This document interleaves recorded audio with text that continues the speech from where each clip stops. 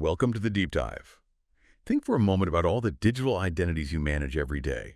Your social media logins, banking apps, streaming services. Now scale that up, way up, to a massive organization where hundreds, thousands, even millions of identities need to be managed and, crucially, protected. Today, we're taking a deep dive into that world, identity security, often known as Identity and Access Management, or IAM. Our source material for this deep dive is it's a comprehensive guide that really dissects how organizations are safeguarding their digital environments. It breaks down the entire journey, from the moment someone joins to when they leave and every digital interaction in between. Our mission: to unpack the most important nuggets of knowledge from this guide, we'll explore the key functionalities, the underlying business reasons driving their adoption, and most importantly, how each piece radically enhances an organization's overall security posture. You're about to get a shortcut to being genuinely well-informed on a topic that's truly at the heart of cybersecurity today. Indeed. In today's increasingly complex digital landscape, simply managing digital identities isn't enough. Securing them is a foundational component of any robust organizational security strategy. Our deep dive today will reveal how focusing on this area doesn't just add layers of defense, but actually fortifies an organization against evolving cyber threats, fundamentally preventing unauthorized access. Okay, let's unpack our first foundational concept: Identity Lifecycle Management, or ILM. On the surface, it's about continuously managing user identities from onboarding to offboarding to ensure efficiency, security, and compliance. But what's the deeper significance, of integrating these various stages? What's fascinating here is how ILM moves beyond simple HR processes. It integrates diverse functionalities to truly automate user access controls. This isn't just about saving time, it's about drastically reducing human error and ensuring with near certainty that only the right people have the right access to sensitive systems and data at the exact right moment. Think of it as building a digital pipeline where access flows perfectly, not haphazardly. That makes sense. And within that pipeline, a critical starting point is centralized user management. It sounds like common sense having one system for onboarding, roles, and offboarding, but in practice, what's the hidden complexity that this centralization solves, beyond just saving time? That's a critical question. The hidden complexity is what we call identity sprawl. Organizations often have fragmented systems, HR, IT, individual applications, each managing identities separately. Centralization isn't just about efficiency, it's about eliminating those dangerous blind spots where an account might exist in one system but be forgotten in another. It's about bringing every digital identity under one secure roof, making it manageable and auditable. Right, okay. Building on that foundation, the next logical step for both efficiency and security is access automation. This is where systems themselves handle the creation, modification, and removal of user accounts based on predefined roles. What's the immediate, tangible benefit here for an organization? The immediate benefit is speed and accuracy. No more waiting on manual approvals or risking human error. Imagine a new hire needing access to maybe 20 different applications. Automation ensures they have precisely what they need on day one. And critically, when someone leaves, access is immediately revoked across all systems without relying on someone remembering to click every single button. This slashes security gaps created by manual oversights. And as we automate, the question of compliance assurance immediately arises. How do we ensure we're always meeting regulatory standards, even with dynamic access? Precisely. Automation, when designed correctly, inherently maintains an immutable audit trail of user activities, access requests, and permission changes. This isn't just about ticking boxes, it's about providing undeniable proof for regulations like GDPR, IPI, or SOX. It guarantees transparency and accountability, making it far easier to enforce consistent policies and detect any questionable activity. Now let's talk about operational efficiency. What kind of workflows are we automating here, and how does that translate into a security gain? We're talking about automating routine user management tasks, reducing manual interventions that are both time-consuming and prone to error. When IT teams are freed from the drudgery of granting and revoking individual permissions, they can focus on more strategic security initiatives like threat hunting or system hardening. Less manual input means fewer human errors, which directly translates to fewer security holes and a stronger overall security posture. A truly impactful concept here is risk reduction. This is about continuously trimming access, not just when someone leaves, but also as their role evolves. But what's the subtle yet pervasive danger if organizations don't consistently reduce permissions as roles change? That's where the concept of access creep comes in. It's the silent accumulation of unnecessary permissions over time. Imagine an employee who's changed roles 3 times but still retains all the access from their first 2 positions. This creates hidden backdoors, a treasure trove for an attacker who breaches that one account. The true insight here is that proactive permission pruning is as critical as the initial grant. It chokes off an attacker's ability to move laterally within your network. That's a fantastic point. And then there's secure onboarding and offboarding. It sounds straightforward, but why is getting this right absolutely critical for security? Because transitions are vulnerable points. If a new user doesn't get the right access immediately, they can't do their job, leading to workarounds that might bypass security. Conversely, if an exiting employee's access isn't immediately revoked, it creates an open door for, say, data exfiltration or sabotage. Secure onboarding and offboarding minimizes these transitional risks, ensuring sensitive resources are protected precisely when they're most exposed. For all of this to work, integration with existing systems seems paramount. What are the challenges if this integration isn't seamless? Without seamless integration, you create data silos and inconsistencies. Your HR system might say someone is gone, but your application access system doesn't know it. This leads to orphaned accounts, incorrect permissions, and just a massive administrative headache. When ILM integrates smoothly with HR, IT, and security platforms, it ensures consistent access policies across the board, eliminating those dangerous gaps that attackers love to exploit. We hear a lot about role-based access control, RBAC. On the surface, it sounds straightforward to assign access based on a job role. But for large organizations, the devil's in the details, isn't it? What are the biggest challenges companies face implementing RBAC effectively, and what's the ultimate goal beyond just simpler management? Absolutely. The challenge isn't just assigning roles, it's preventing role explosion, ending up with hundreds of ill-defined roles that are, frankly, impossible to manage. If every minor variation in responsibility gets its own role, you're kind of back to square one. The real goal is least privilege by design. When done right, RBAC allows you to scale access while maintaining a tight security posture, ensuring that even as an organization grows, its attack surface doesn't grow with it. That's a powerful objective. And then there's automated policy enforcement. How does this ensure security measures aren't just policies on paper, but are actually living, breathing defenses? It guarantees consistency. Manual enforcement is always prone to oversight or individual interpretation. Automated policy enforcement means every user, every account, every access request is subjected to the same rigorous rules, whether it's password complexity, MFA requirements, or access restrictions. This removes the human element from policy violations, fundamentally strengthening your security by eliminating weak links. Finally, for this segment, let's talk about user behavior analytics, UBA. This isn't just about logging, it's about proactively identifying threats. How does UBA go beyond traditional security monitoring to really spot something suspicious? UBA works by building a baseline of normal user behavior using machine learning.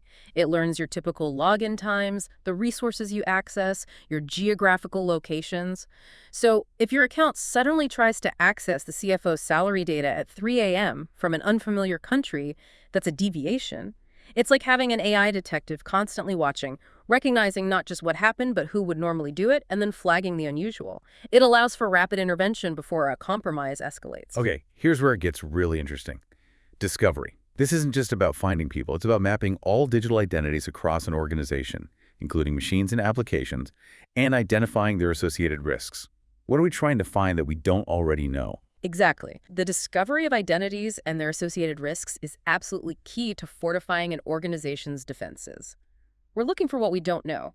Orphaned accounts, forgotten systems, rogue applications, maybe even misconfigured cloud instances. By focusing on comprehensive identity mapping and real-time monitoring, organizations don't just improve operational efficiency, they actively mitigate the risk of data breaches from unknown or unmanaged assets. So comprehensive identity mapping is about seeing everything across on-premises, cloud, and hybrid systems. What's the biggest security threat this addresses? It prevents what we call shadow IT, unauthorized applications or systems brought into the environment, often with their own identities, that fall outside of central IT control. These become unmonitored backdoors. Mapping identifies these previously unknown identities and accounts, closing potential exploitation vectors, and mitigating insider threats or unauthorized access before they become a problem. And once you've mapped them, real-time monitoring comes into play. How does this continuous vigilance differ from periodic scans? Periodic scans are like taking snapshots. Real-time monitoring is a continuous video feed. It constantly discovers new and unmanaged identities, allowing for instant identification of any changes in the network. This enables proactive risk management because emerging vulnerabilities are detected immediately. It's about preventing breaches by flagging new access points or suspicious identities the moment they appear, not hours or days later. Let's talk about reduced attack surface. How does this identity discovery play a role in making an organization less vulnerable? By identifying and securing dormant, orphaned, or unauthorized accounts, devices, and systems. Think of it like diffusing hidden landmines. An attacker's goal is often to find an unused, forgotten account, take it over, and then move laterally. By eliminating these weak or unmanaged entry points, you minimize exposure to cyber threats and strengthen your defenses against credential-based attacks. With so many organizations shifting to the cloud, how does identity discovery support cloud and hybrid security? It provides essential visibility and control across multi-cloud environments, which can be incredibly complex. Many breaches occur because organizations lose track of identities and permissions spread across different cloud providers. Discovery ensures all cloud and hybrid identities are continuously monitored and controlled, which significantly reduces cross-cloud vulnerabilities that attackers, well, they love to exploit those. This leads directly into enhanced threat detection. How does discovery contribute to a faster, more effective response to potential threats? By identifying vulnerabilities or potential risks linked to identity and access management in real time. When you have a clear map of all identities and their permissions, you can quickly spot misconfigurations or misuse. This improves threat response times and reduces the cost of a data breach because you're identifying threats early before they can escalate into full-blown incidents. An often overlooked area, but increasingly critical, is the security of non-human identities. We're talking about service accounts, API keys, bots. Why are these high-value targets for attackers? Because they often have broad, unrestricted access and aren't subject to the same scrutiny as human accounts. If an attacker compromises a service account or an API key, they can often bypass many traditional human-centric security controls. Discovery ensures these non-human identities are properly controlled and governed, closing a major, often ignored vector for security breaches. Automated remediation sounds incredibly powerful. What does it actually do when a problem is discovered? It automates the identification and correction of misconfigured or forgotten identities and accounts. So if a system detects an orphaned account, it can automatically disable it. If a permission is found to be excessive, it can automatically be removed. This drastically reduces manual intervention, increases scalability, and most importantly, ensures consistent security policies are applied across all identities, preventing human error from leading to security gaps. And the goal here is proactive risk assessment. How does continuous evaluation of identity risk help an organization stay ahead? It enables a more targeted and informed response to emerging threats. Instead of reacting to a breach, you're continuously evaluating the risk level of different identities and access privileges in real time. This helps you prioritize your security efforts, focus on the highest risk areas, and minimize your exposure to threats by addressing vulnerabilities before they can be exploited. We touched on identity lifecycle management before, but how does its continuous governance fit into this discovery segment? Because discovery isn't a one-time event, it's ongoing. ILM ensures that every identity found during discovery, from its creation to its deactivation, is properly tracked and governed. It's the framework that keeps your comprehensive map accurate. This continuous governance minimizes the risk of unauthorized access by ensuring proper deactivation and oversight of identities, closing those security gaps from day one to the very end. Lastly for this segment, granular access control. What does fine-grained really mean in this context? It means enforcing precise access policies for each identity, not just broadly, but based on their specific role, the associated risk, and even the context of their request. This ensures that users only access exactly what they need, down to specific tasks or systems. It's about enforcing the principle of least privilege in the truest sense, significantly reducing lateral movement within the network by an attacker, and vastly improving the prevention and detection of insider threats. So what does all of this mean for an organization's overall defensive stance? Maintaining a robust identity posture is absolutely critical for safeguarding assets. It's about being ready. This raises an important question. How do organizations implement proactive measures to prevent unauthorized access, detect anomalies, and mitigate risks effectively before they escalate? Identity posture encompasses those technologies and strategies that ensure you're not just reacting, but actively predicting and preventing. Let's start with risk scoring. This goes beyond simple threat lists, doesn't it? Absolutely. It uses AI-driven algorithms to constantly assess potential risks related to identity behaviors, things like login times, geolocation, device used, even the historical risk profile of the user. This creates a continuously updated dynamic risk score for every identity. It allows businesses to prioritize security efforts by identifying the riskiest users or systems and allocating resources where they're most needed. This enables proactive risk management, mitigating threats before they become full-blown breaches. And then there's strong authentication. We've all encountered multi-factor authentication, or MFA. Why is it still so vital, and what are some advanced methods being used? MFA is foundational because it significantly reduces the risk of credential theft and phishing attacks. Passwords alone are weak. MFA adds layers like biometrics, hardware tokens, or even smart cards. It means that even if an attacker steals your password, they can't get in without that second factor. It's an essential reinforcement for identity verification, protecting high-value assets and meeting compliance requirements. Least privilege enforcement is vital for minimizing potential damage. How does this principle truly reduce an organization's attack surface? By limiting the blast radius of any potential compromise, if an account is breached, least privilege ensures that the attacker can only access the bare minimum resources necessary for that specific role. It means they can't easily move laterally or escalate privileges to sensitive data.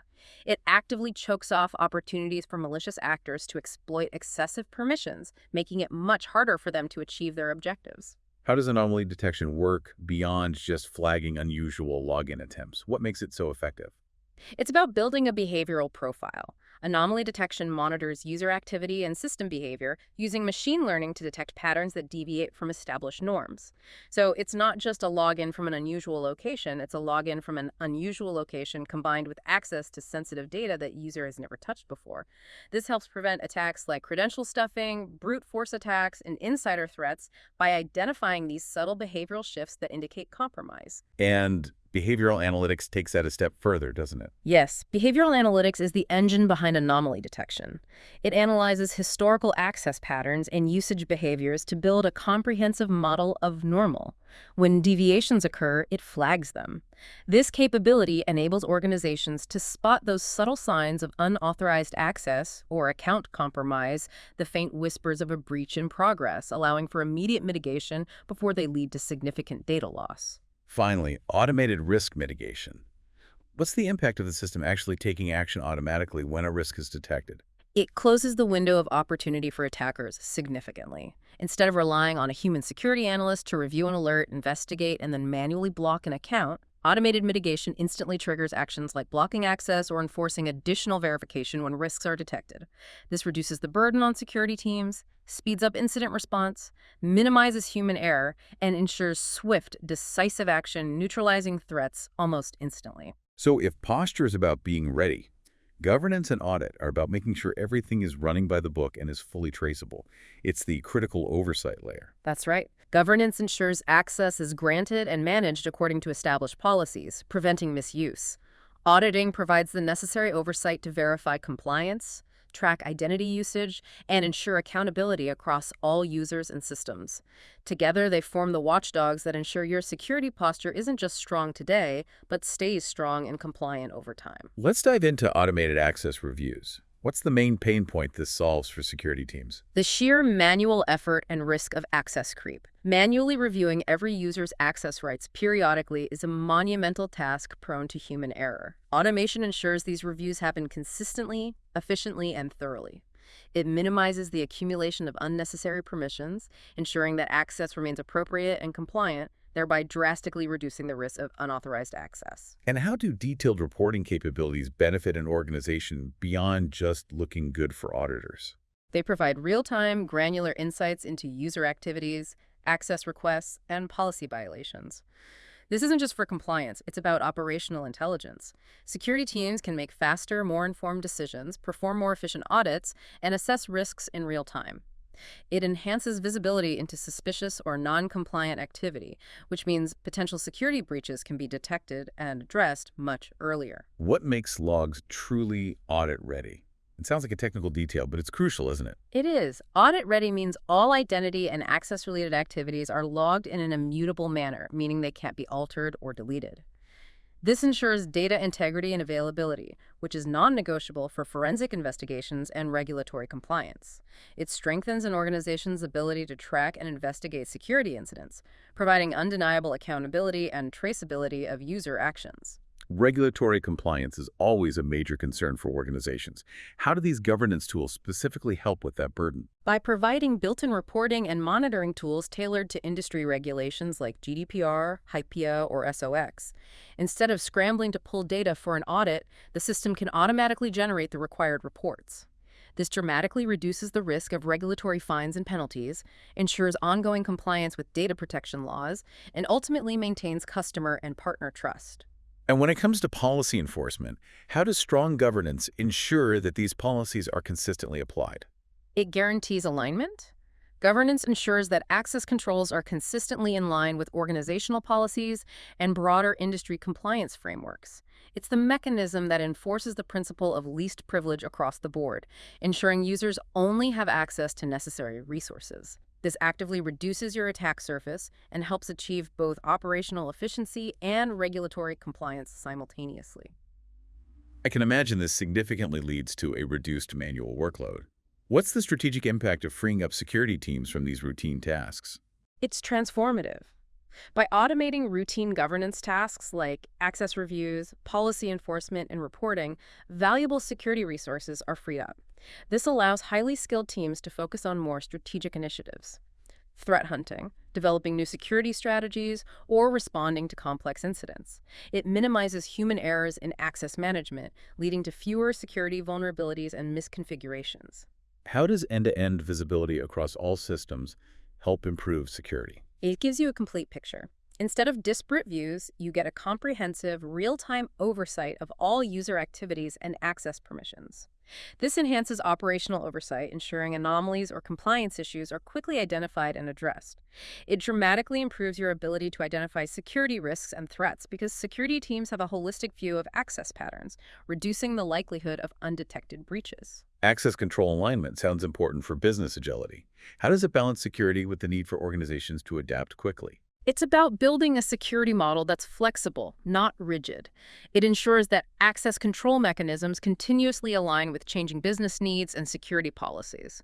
As an organization grows, acquires new entities, or changes its structure, the access model adapts securely. This agility is crucial, preventing security from becoming a bottleneck while maintaining a robust defense. And the immediate impact of real-time alerting and notifications. It's about speed of response. When policy violations, suspicious activities, or compliance issues arise, immediate alerts ensure security teams can respond quickly. This minimizes damage or disruption. It provides proactive security measures that identify and mitigate risks before they can escalate into full-blown security incidents, turning potential disasters into manageable events. Finally, for governance, risk mitigation. How does this systematic approach protect an organization from potential damage? It identifies and manages risks related to IAM, ensuring appropriate controls are in place proactively. By addressing security gaps early, it protects the organization from potential financial and reputational damage. It significantly enhances the organization's security posture by identifying vulnerabilities in access controls, allowing for corrective action before exploitation occurs. Okay, let's unpack this powerful duo. Just-in-time JIT access and least privilege. The names pretty much say it all, granting temporary permissions only when needed and only the minimum necessary. But why are these two concepts such a game changer for modern security? What's fascinating here is how this combined approach fundamentally shifts the security paradigm from broad, standing access to a dynamic, context-driven model. It significantly reduces the attack surface and limits the impact of compromised credentials.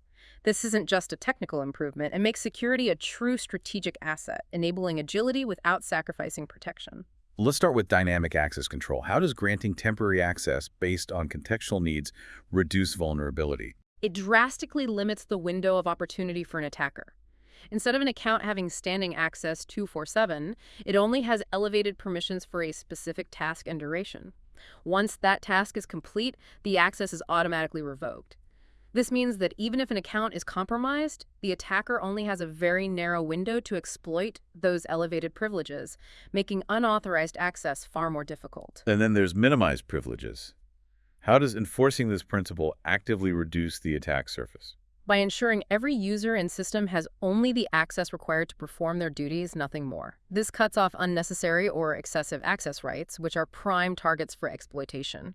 If an attacker gains access to a low-level account, least privilege ensures they can't simply pivot to sensitive systems, severely limiting their ability to move around your network. What about granular control? How does this level of precision protect sensitive data? It allows for incredibly fine-grained control over what each user or entity can access, down to specific files, functions, or even database tables.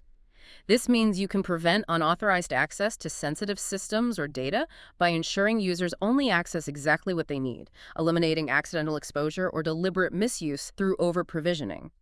Security automation sounds like it would be key to making JIT and least privilege practical. Absolutely. Manually granting and revoking temporary precise access for thousands of users would be, well, impossible. Automation dynamically adjusts user access based on predefined security policies and real-time operational needs. This eliminates human error, ensures consistent policy enforcement, and makes it incredibly difficult for adversaries to exploit gaps in access management. How do JIT and least privilege lead to efficient resource allocation? By allocating resources and permissions only when necessary. This reduces waste and optimizes system performance because systems aren't constantly managing dormant, excessive permissions.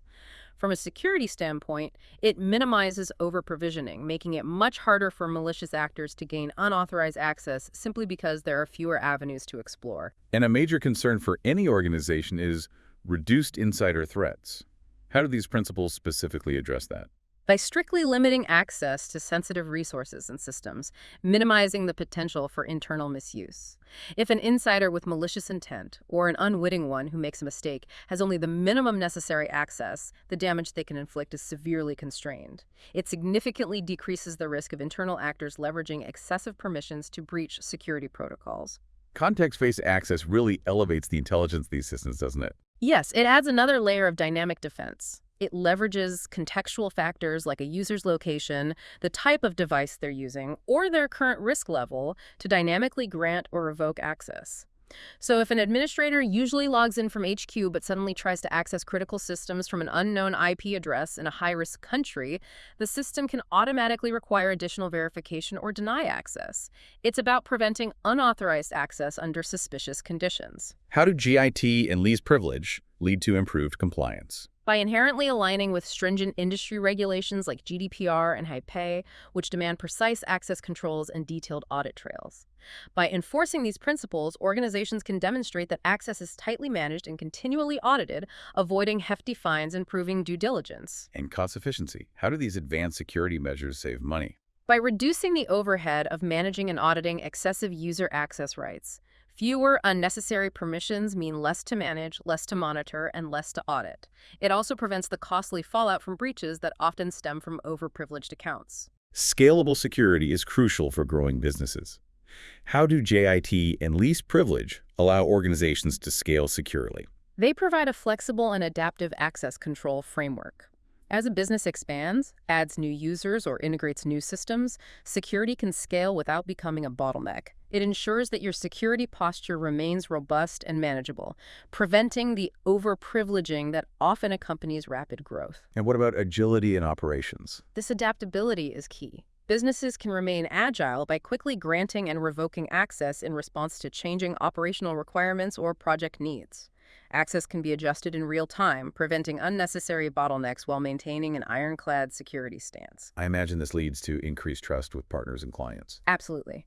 Demonstrating a clear commitment to robust security practices like JIT and least privilege significantly enhances an organization's reputation. This builds stronger business relationships and directly reduces the likelihood of security incidents that could erode that trust. How do these principles support effective risk management? They provide a systematic way to manage and mitigate the risk of unauthorized access or data breaches. By actively reducing unnecessary access and enforcing stringent controls, an organization significantly lowers its exposure to security threats, making risk quantifiable and manageable. This sounds like it would lead to simplified security management, too. It does. Automating access control and using policy-driven management makes it much easier for security teams to enforce complex policies. This reduces the administrative burden of manually adjusting permissions, leading to faster response times and far fewer misconfigurations, which are common sources of vulnerabilities. Given today's landscape, support for remote and hybrid work seems like a critical benefit. Indisputably. As businesses embrace distributed workforces, JIT and least privilege ensure access control is effectively managed across these environments.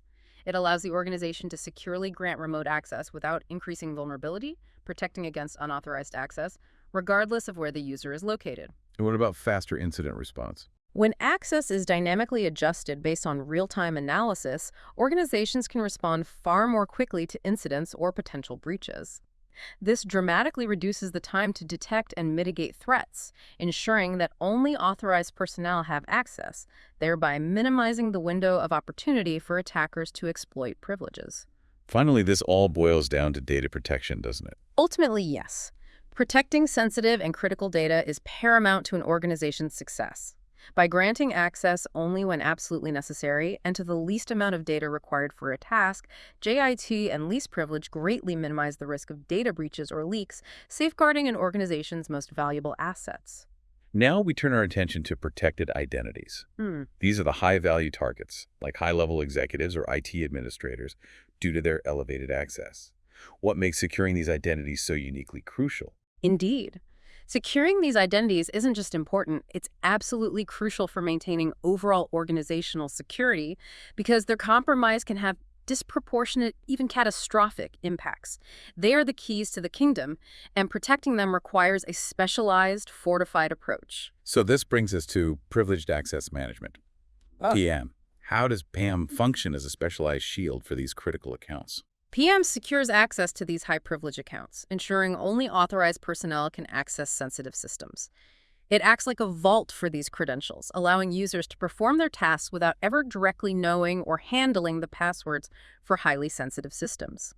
This mitigates the risk of unauthorized access and safeguards critical systems from both external attackers and potential internal threats. And then there's continuous monitoring.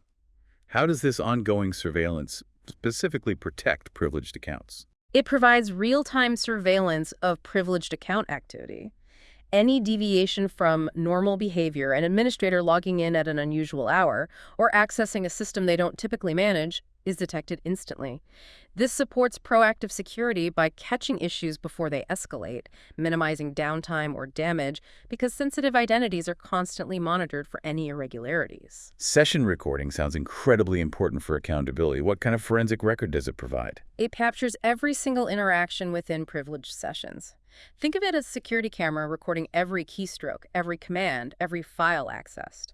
This forensic record is invaluable for auditing, compliance verification, and post-incident investigation. It ensures that any action taken by privileged users can be traced definitively, which is absolutely critical for regulatory compliance and internal accountability. Tell us about credential vaulting. How does securely storing passwords prevent theft? It's about taking sensitive passwords and credentials out of human hands and storing them in a secure, encrypted vault. This prevents unauthorized access because privileged users retrieve these credentials only when needed, usually through an automated system, and never directly expose them. This drastically reduces the risk of credential theft or leakage, making privileged passwords far less vulnerable to common attacks like phishing. And behavioral analysis appears again, but how does it specifically target privileged identities? For privileged identities, behavioral analysis scrutinizes activity patterns to detect subtle, abnormal actions that might indicate compromise. This isn't just about general user behavior, it's about recognizing when a highly trusted account is doing something out of character, like attempting to access systems outside of normal operating hours, from an unusual geographic location, or performing commands that deviate from their typical duties. This enhances security by identifying potential insider threats or compromised accounts based on these deviations, allowing for quick response. And for these critical accounts, elevated access controls are essential, aren't they? Absolutely. This enforces stringent access controls beyond standard requirements, such as requiring multi-factor authentication, MFA, for every access to high-risk accounts. It adds multiple layers of validation, ensuring that any access request to a protected identity is not only genuine, but also fully authorized, significantly reducing the risk of compromise to critical assets. Finally, how does proactive threat detection help protect these privileged identities? It utilizes AI and machine learning to analyze vast amounts of data, predicting and identifying potential threats to privileged identities before they can be exploited. This means the system can anticipate risks, like a phishing campaign targeting executives and alert security teams, or even take automated action. It enhances the organization's security posture by enabling a truly proactive stance, preventing threats from materializing into incidents. With remote work, cloud environments, and diverse applications, the traditional network perimeter is largely dissolving.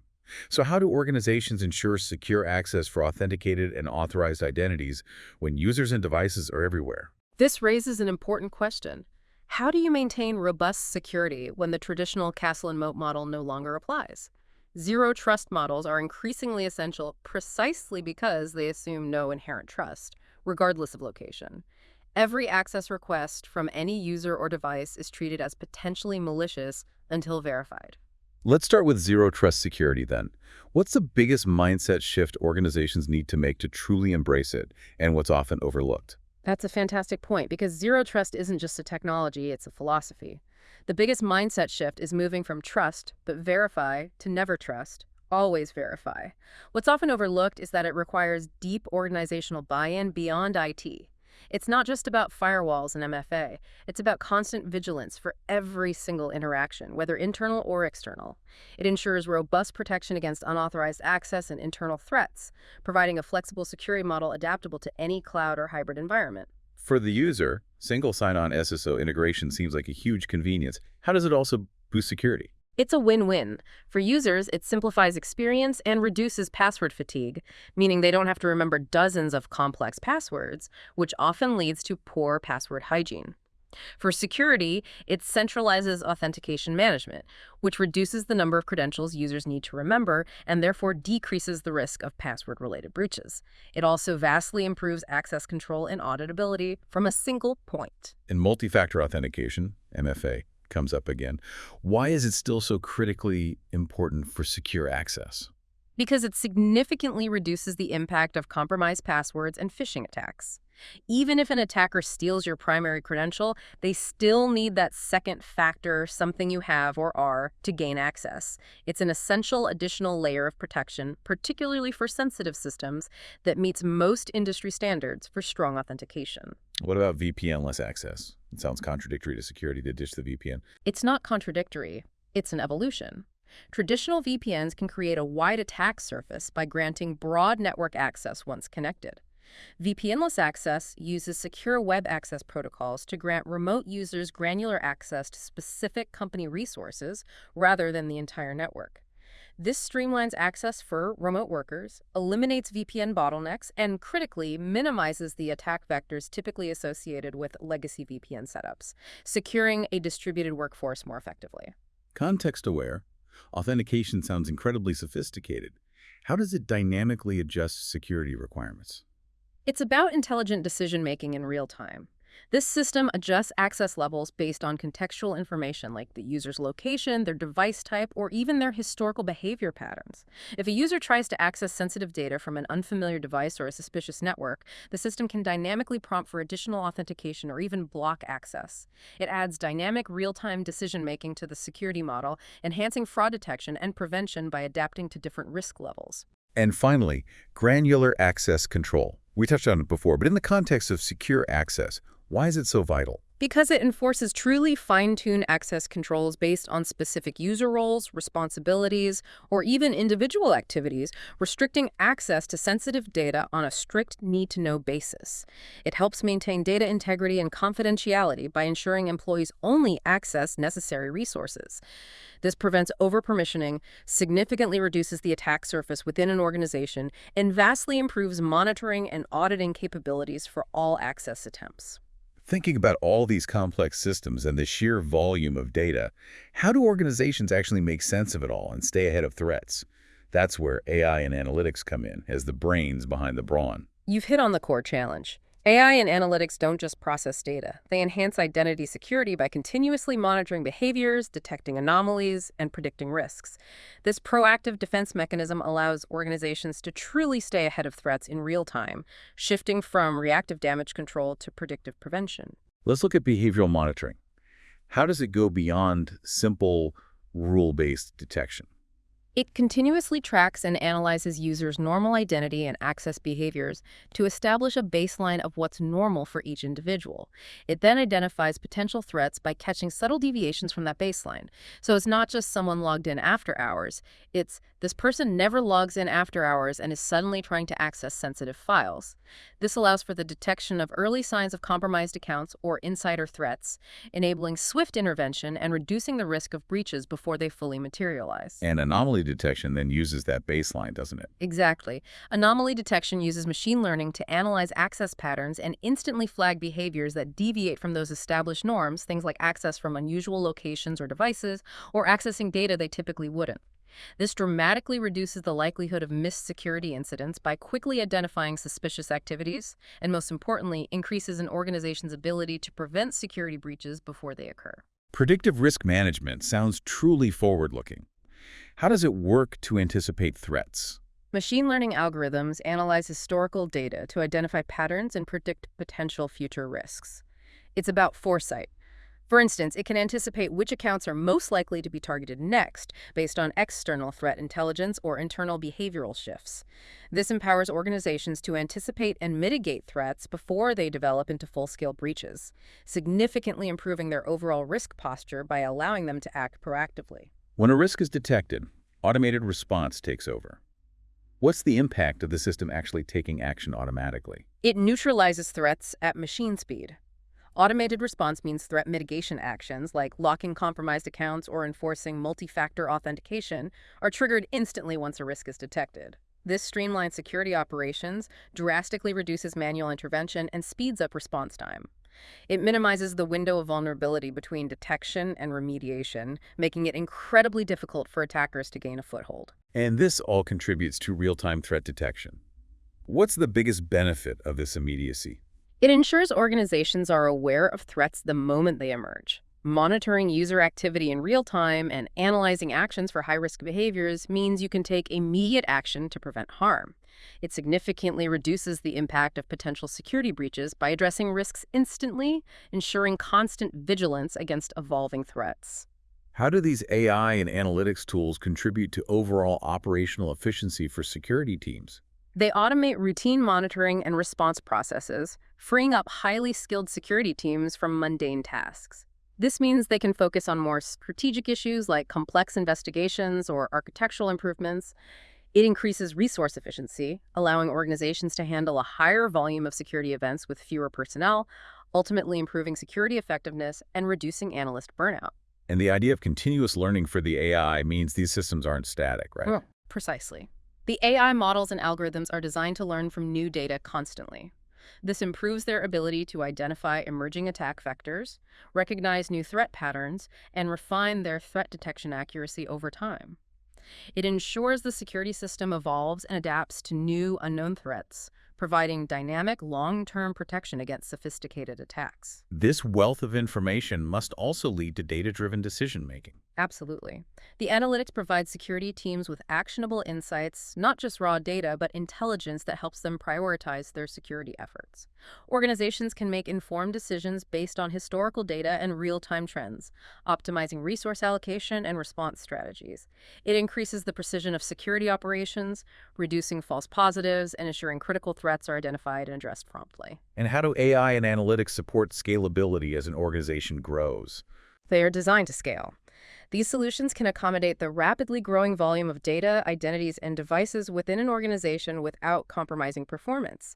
This supports business growth by ensuring the security infrastructure can handle increasing complexity. It maintains consistent and reliable protection as the organization expands, preventing security gaps from developing in increasingly complex environments. And finally, how do they simplify compliance and reporting? AI tools can automatically generate comprehensive reports that document security actions and the rationale behind automated responses, vastly aiding compliance audits. This simplifies regulatory compliance, significantly reducing the administrative burden of maintaining audit trails and meeting industry standards while enhancing transparency around security measures. Wow, what a deep dive. We've covered everything from how identities are managed from day one to departure, how they're discovered across complex systems, how a strong security posture is built, the crucial role of governance and auditing, The precision of just-in-time and least privilege access, protecting those high-value identities, ensuring secure access in a world without traditional perimeters. The incredible power of AI and analytics, and finally, how all these pieces fit together through holistic integration. If we connect this to the bigger picture, it becomes clear that identity security is not a static state, but a dynamic, continuous process, almost a living organism within the organization. Knowledge is most valuable when understood and applied, and this unified, integrated approach helps organizations not just react, but truly stay ahead of emerging security threats. For you, our listener, who's now much better informed on the complexities of digital identity in the enterprise, considering the layers of protection and the constant vigilance we've discussed for organizations, what aspects of identity security do you think are most overlooked in our personal digital lives? And how might understanding these concepts change your approach to your own online footprint? It's something to mull over until our next deep dive.